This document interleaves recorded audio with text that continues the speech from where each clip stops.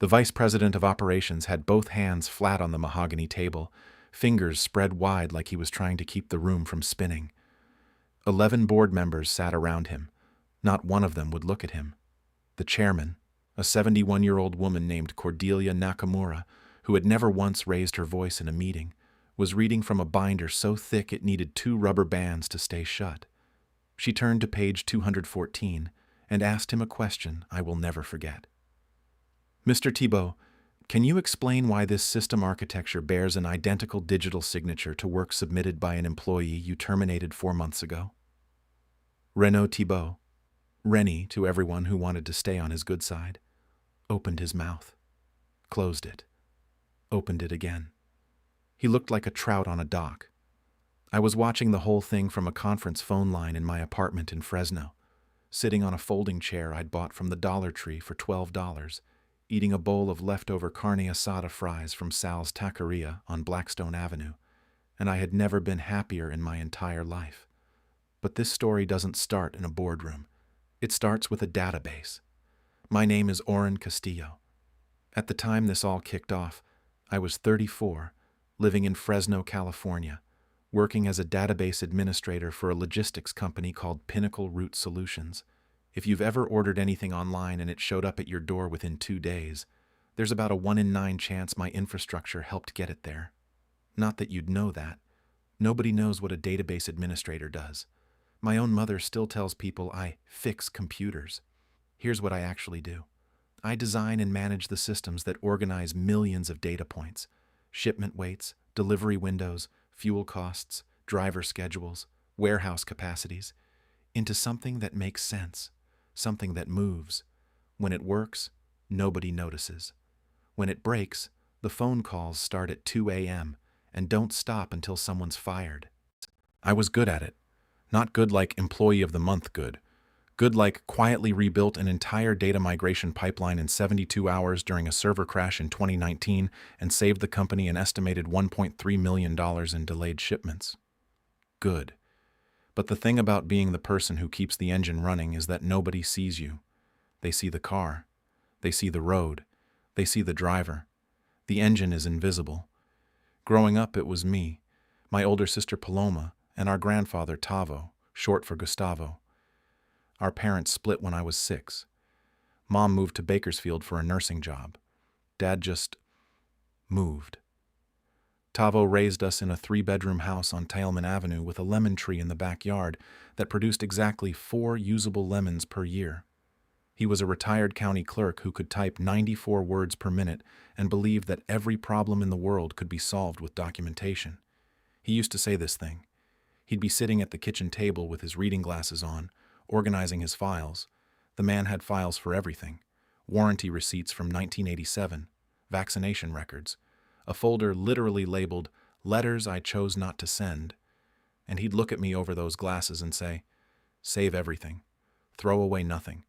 Paper remembers what people forget." At 10 years old, I thought that was boring advice.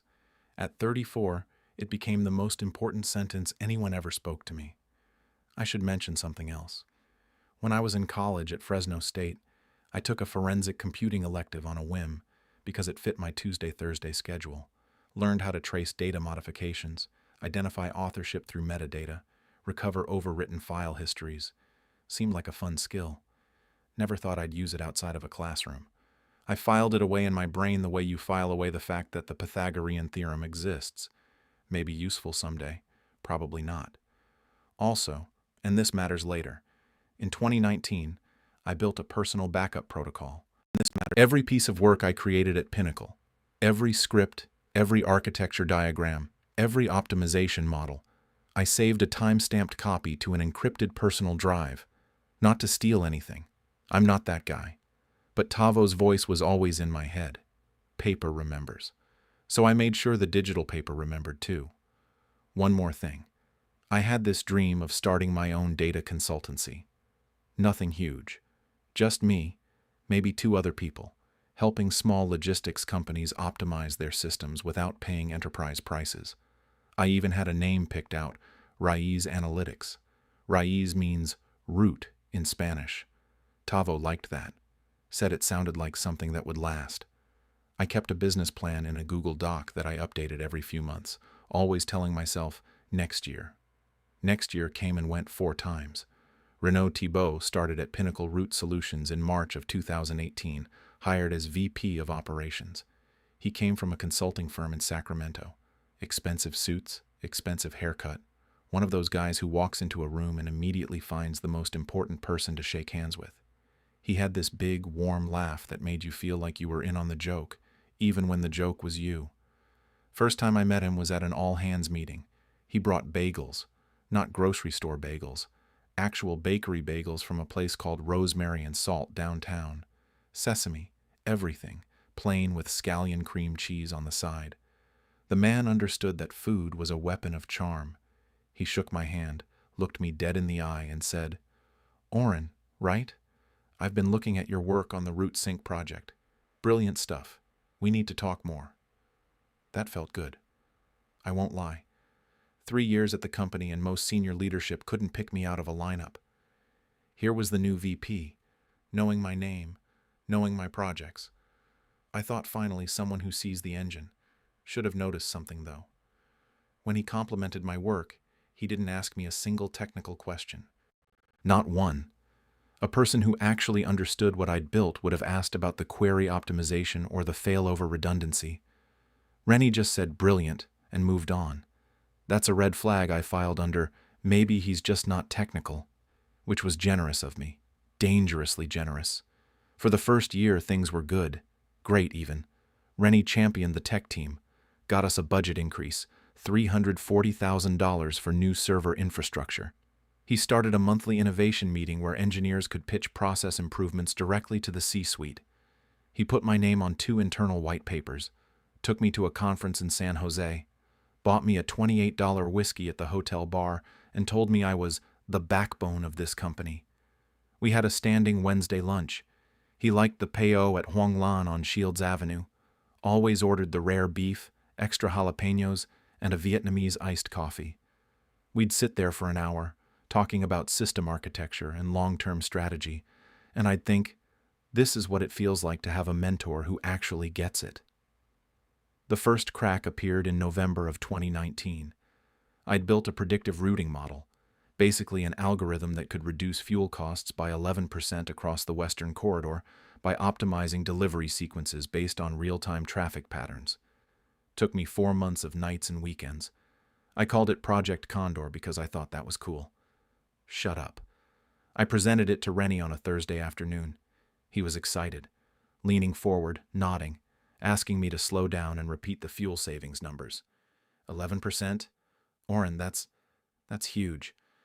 Let me take this to the executive team. I'll set up a presentation for you next week.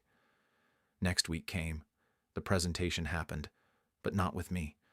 I found out from a coworker named Sable Dominguez, a supply chain analyst who sat 2 cubicles over and had a supernatural ability to know everything about everyone, that Rennie had presented Project Condor to the C-suite himself. My name wasn't on a single slide. She showed me the email thread. His name, his presentation deck, my algorithm. When I asked him about it, his face did this thing, this half smile, eyebrows slightly raised, like I'd said something cute. Oren, I absolutely credited you. I told them my team built this. You're part of my team. That's how it works at this level. The VP presents on behalf of the department. He put his hand on my shoulder. Don't worry about optics. Worry about impact. And I believed him, because I wanted to. Because the alternative, that the one person who finally saw me was actually just looking through me, was too ugly to sit with.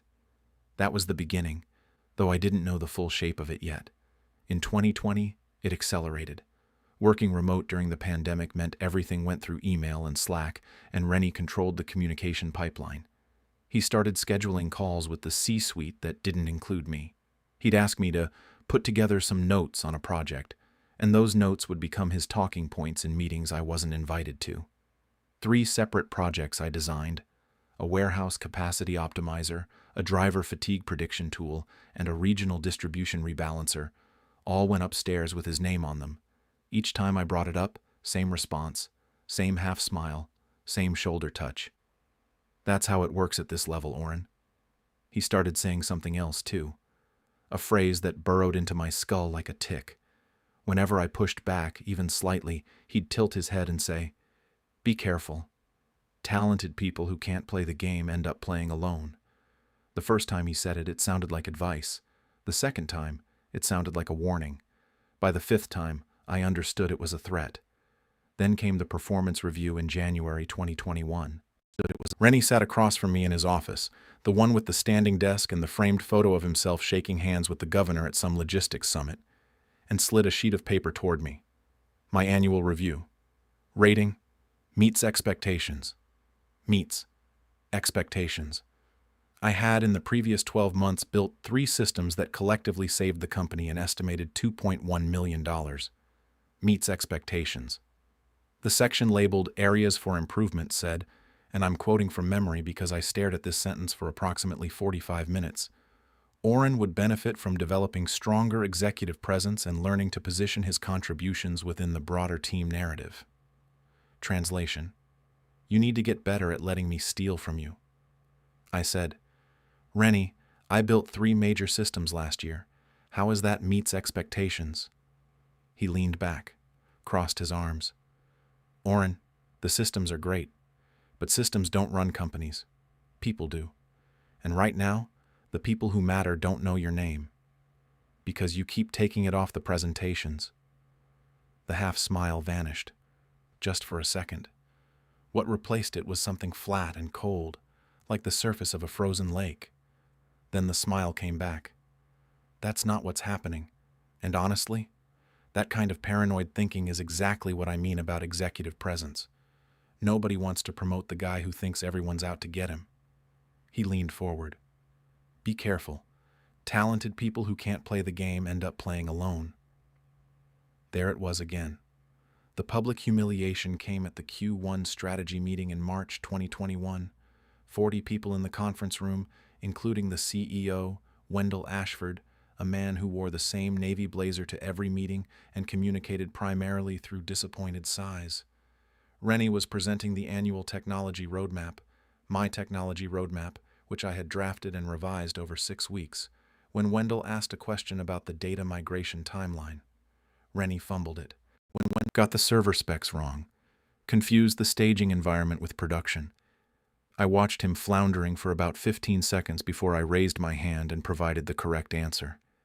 Calmly, clearly, with the specific numbers. The room went quiet.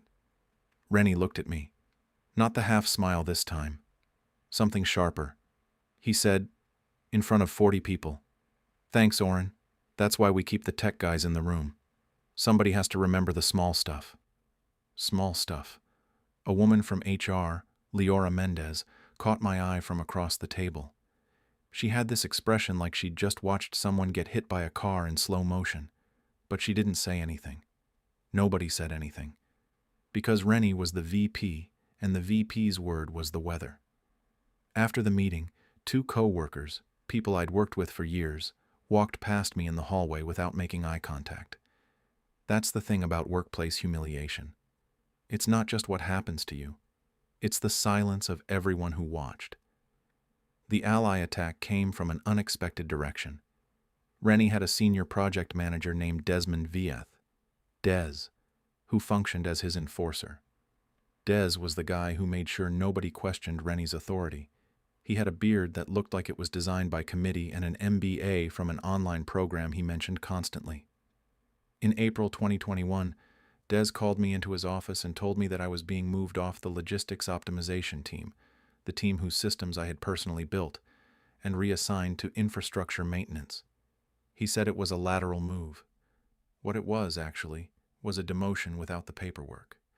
Maintenance meant fixing bugs in legacy systems. It meant I would no longer have access to the projects I'd created.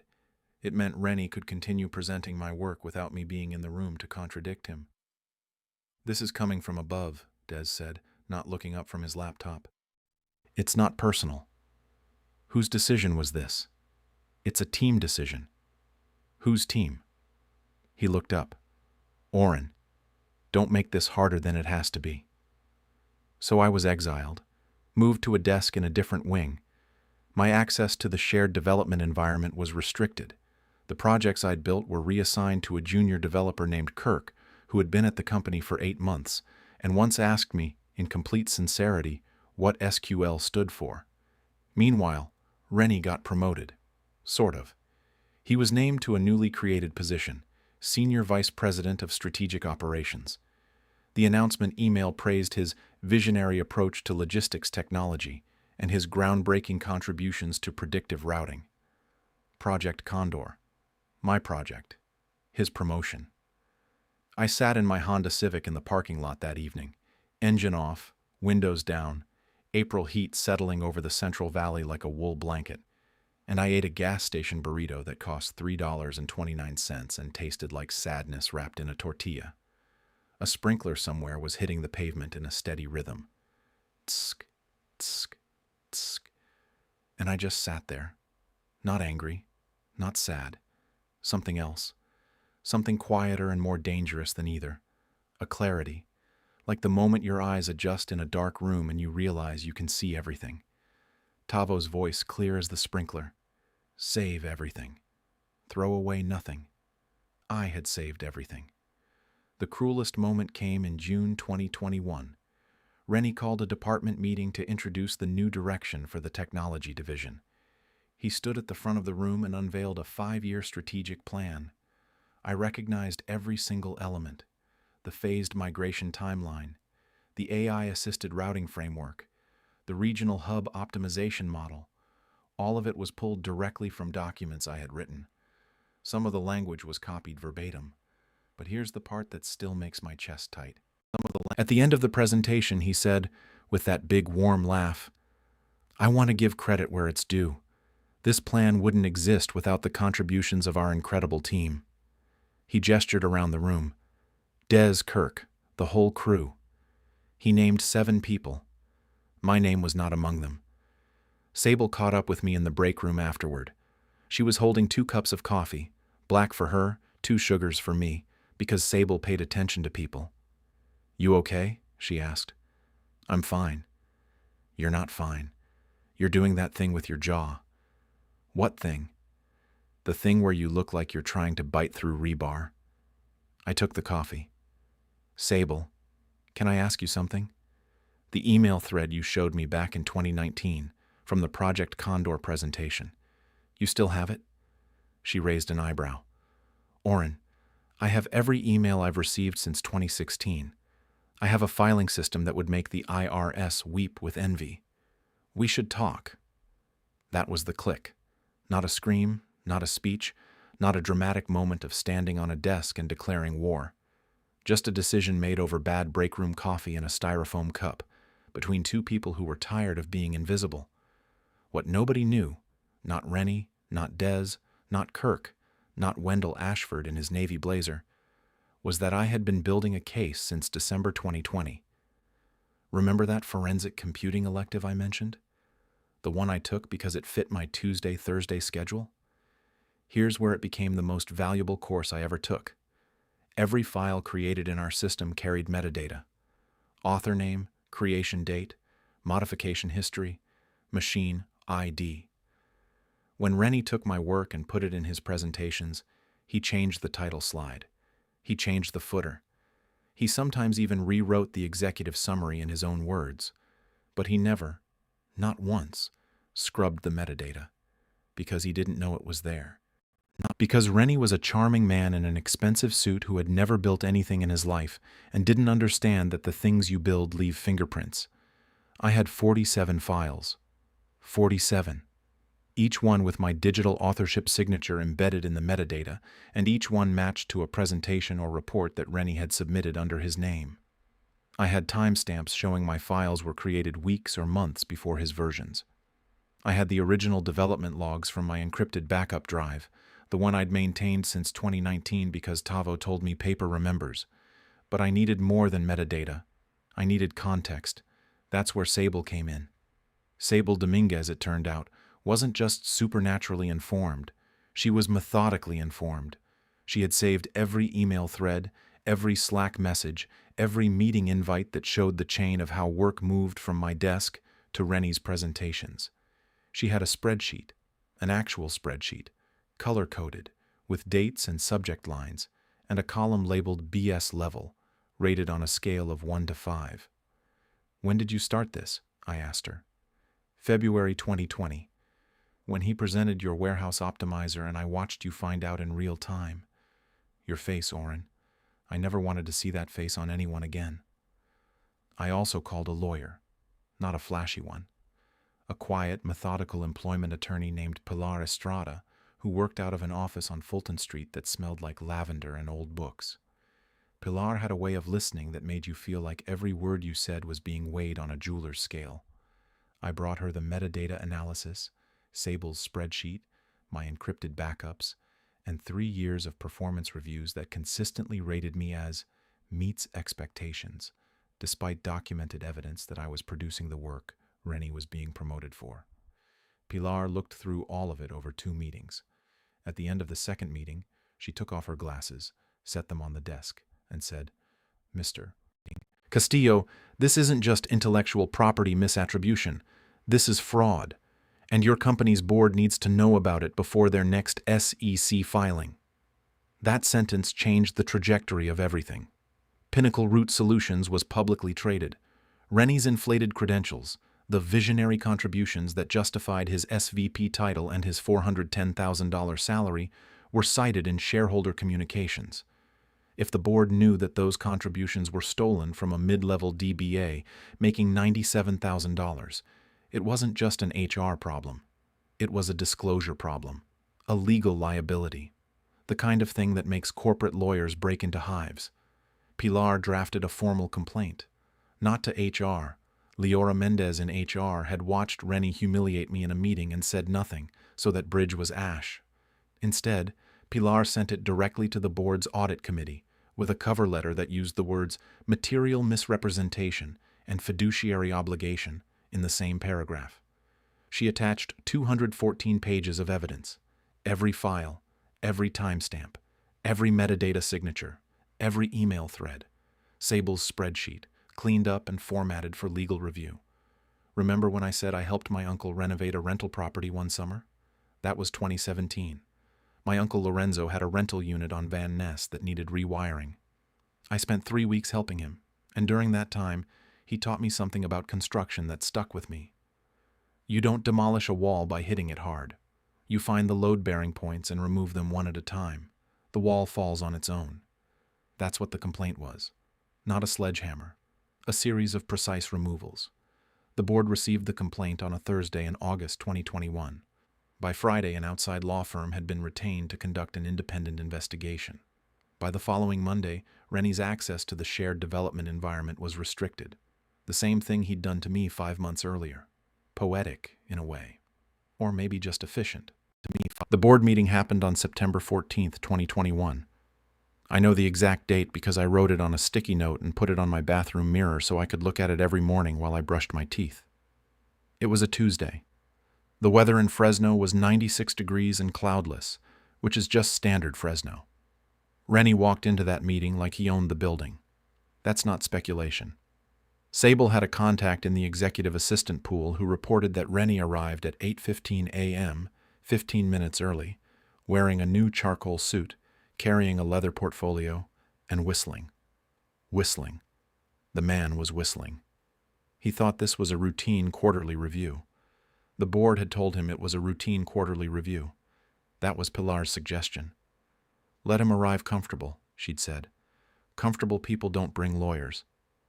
Cordelia Nakamura, the board chair, 5'2", silver hair, voice like a cello, opened the meeting by saying there was an administrative matter to address before the regular agenda. She introduced the outside counsel, a man named Harlan Briggs from a firm in San Francisco, who had a voice like gravel in a blender and the interpersonal warmth of a stapler. Harlan Briggs opened the binder, the 214-page binder, and he started reading. He started with Project Condor, showed Rennie's presentation from November 2019, then showed my original file, created 47 days earlier, with my authorship metadata intact. Rennie's face didn't change at first. He had that half smile. There's obviously been some confusion about attribution. Harlan Briggs held up one finger. Just one. And Rennie stopped talking. Then Briggs showed the warehouse optimizer. My file, created March 3rd, 2020. Rennie's presentation, March 22nd, 2020. Same architecture diagrams, same variable names, same typo on page 14. I'd misspelled latency as latency, and Rennie had copied it wholesale. Then the driver fatigue prediction tool. Then the regional rebalancer. Wholesale. Then the 5-year strategic plan, the one he'd presented in June to the whole department, the one where he'd thanked 7 people and I wasn't one of them. File after file, timestamp after timestamp, my digital fingerprints on everything he'd claimed as his own. I was listening on the conference phone line, muted, eating those leftover carne asada fries. They were cold. Didn't matter. Best meal of my life. Cordelia Nakamura turned to page 214, the final page, a summary matrix showing 47 instances of misattributed work over a 33-month period, and asked the question, Mr. Thibault, can you explain why this system architecture bears an identical digital signature to work submitted by an employee you terminated 4 months ago? Because yes, he'd had me terminated. I forgot to mention that part.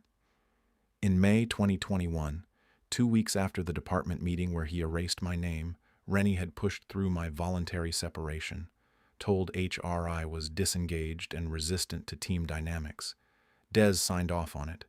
I was given a severance package of $12,400, roughly what Rennie spent on suits in a quarter, and escorted out of the building with a cardboard box. But the termination was the best thing he ever did to me, because it freed me from the non-disparagement clause that would have applied to a current employee, and it gave Pilar a wrongful termination angle that tripled the legal exposure for the company. Back to the boardroom. Rennie's mouth was open. His face had gone through about 4 colors in 30 seconds. Pink, white, red, and finally a grayish yellow that I can only describe as the color of expired mayonnaise. He looked around the table for an ally. Des wasn't there. Des hadn't been invited. Wendell Ashford was staring at the table like it contained the secrets of the universe. This is a mischaracterization, Rennie said. His voice had changed. The warmth was gone. It was thinner now. Higher. Oren was a contributor. I never said he wasn't. Higher. But the strategic vision, the executive framing, that was my... Mr. Thibault, Harlan Briggs said. The metadata shows that Mr. Castillo authored the underlying code, the architecture documents, and the analytical frameworks. Your modifications were limited to formatting changes and the addition of your name to the title page, on 47 separate occasions. The room was quiet. Cordelia Nakamura closed the binder. Renaud, the board is going to ask for your resignation today. If you choose not to resign, we will proceed with termination for cause, which, as I'm sure you understand, has different implications for your severance and your professional record. Rennie stood up. I heard the chair scrape against the floor through the phone speaker. He said something. I couldn't make it out. Might have been, this isn't over, or this isn't fair. Same thing, really. And then there was the sound of a door opening and closing, and that was it. 14 months of invisible work, 47 stolen files, one $3.29 gas station burrito, and a folding chair from the Dollar Tree. Enjoy your fries, Mr. Castillo, Pilar's voice came through my phone 20 minutes later. You've earned them. Within 2 weeks, Rennie had been formally separated from Pinnacle Root Solutions. No golden parachute. Termination for cause. The company's legal team, now fully in self-preservation mode, cooperated with Pilar's wrongful termination claim on my behalf. They settled for $620,000.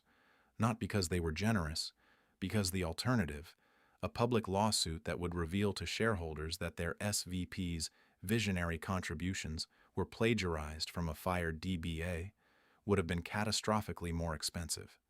Within a month, Desmond Vieth was restructured out of his position. The board had found that Des had co-signed performance reviews that systematically undervalued my contributions while inflating Rennie's. His MBA from the online program didn't save him. Neither did the beard. Within 2 months, Rennie's LinkedIn went dark. His profile, which had previously listed Architect of Pinnacle's Predictive Routing Revolution in the headline, simply vanished. Sable, who monitored these things with the dedication of a Cold War intelligence analyst, reported that he'd been rejected from 3 VP-level positions in the Valley. Word travels in logistics, especially word accompanied by 214 pages of documentation. Kirk, the junior developer who'd been handed my projects, actually reached out to me, called me on a Saturday morning, clearly nervous, and said, "Oren, I just want you to know I didn't know. He told me you left voluntarily and that the projects were departmental work. I'm sorry." I believed him. Kirk wasn't a villain. He was a chess piece who didn't know he was on a board. Leora Mendez from HR, the one who'd watched Rennie humiliate me and said nothing, was placed on a performance improvement plan after the board's review found that multiple employees had raised concerns about Rennie's management style, and she had documented 0 of them. She lasted another 4 months before leaving for a smaller company in Bakersfield. I don't wish her ill, but I don't wish her well either. Silence has a cost, and sometimes the bill comes late. Rennie contacted me once. October 2021. A text message, 11:47 p.m. on a Wednesday. It said, "You know I helped you. I gave you visibility. I gave you a seat at the table. This is how you repay me?" I looked at that message for a long time, thought about responding with a detailed breakdown of exactly how wrong he was, thought about sending him a screenshot of the settlement check, thought about a lot of things. Instead, I wrote back, "The table was mine. You just sat at it." He never responded. The settlement money went into 3 places, a third into savings, a third into paying off Paloma's student loans, because she'd helped me move twice during the worst of it, and never once asked why, and a third into Raiz Analytics. Raiz, the consultancy I'd been dreaming about since 2017. The Google Doc I'd updated every few months, always saying, "Next year." Next year finally came. I filed the LLC in November 2021. Got my first client in January 2022, a mid-size produce distributor in Madera County that was losing $8,000 a month on inefficient cold chain routing. Fixed their system in 6 weeks. They referred me to another company, then another, then another. As of now, Raiz Analytics has 4 employees, 11 active clients, and revenue that I will not disclose here because Tavo taught me that you don't count your money in public. But I will say this, I make more in a quarter than Rennie's severance would have been, if he'd gotten one. Sable left Pinnacle 6 months after I did. She's my operations manager now. Her filing system is the backbone of our client documentation process. The IRS would, in fact, weep. Tavo passed in March 2022. Pancreatic cancer. Fast and merciless. He was 81. At his funeral, Paloma and I stood by the lemon tree in the backyard, the one that still produced exactly 4 usable lemons per year, and I told her the full story. All of it. The metadata, the binder, Cordelia Nakamura's question, the carne asada fries. Paloma was quiet for a while. Then she said, "He would have loved that. The documentation part especially." She was right. I keep a framed photo of Tavo on my desk at the Raiz office. Next to it, on a small index card in his handwriting. I found it in his files after he passed, in a folder labeled "Things Worth Saying Twice," are 7 words: save everything. Throw away nothing. The other morning, I was sitting in my office, a real office now, on Shaw Avenue, with actual furniture that didn't come from the Dollar Tree, drinking my coffee at 6:30 a.m. before anyone else arrived. The sun was coming through the east window, hitting the lemon tree photo, and for the first time in a long time, I thought about Rennie. Not with anger, not with satisfaction, just with a kind of tired clarity, the way you think about a storm after it passes and you realize your roof held. I built things. He took credit. I built more things. He took more credit.